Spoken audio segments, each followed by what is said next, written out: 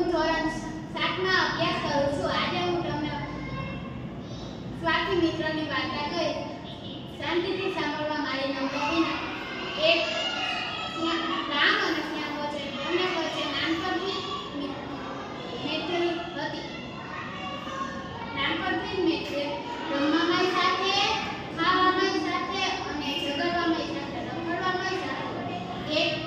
એક દિવસ બંને ફરવા નીકળ્યા. રસ્તામાં ગાઢ જંગલ આવ્યું એટલે રામને તો ડર લાગવાનો હતો. સામે કહ્યું, ડરે છે શું કામ? હું તારી જોડે છું ને.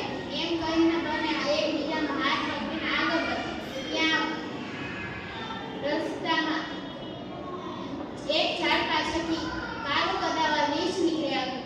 રામના તો મોતિયા ઉડી ગયા, પણ શ્યામે એક ઝાડકે શ્યામનો હાથ છોડાવીને ઝાડ પર ચડી ગઈ. પણ રામને ઝાડ ઉપર ચડતા આવડતું ન હતું, એટલે તે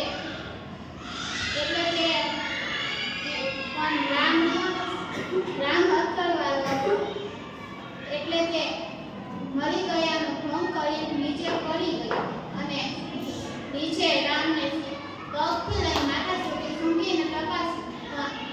રીંછને એમ લાગ્યું કે આ તો મરતું છે, એમ સમજીને તે આગળ વધી અને રામના જીવમાં જીવ આવ્યો.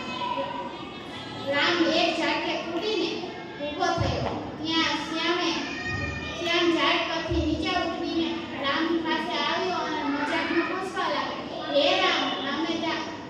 રામ, રીંછે તારા કાનમાં શું કહ્યું? એમ કહીને અને રામને બરાબર ગુસ્સો ચડ્યો અને એને કટાક્ષમાં કહ્યું, રીંછે મને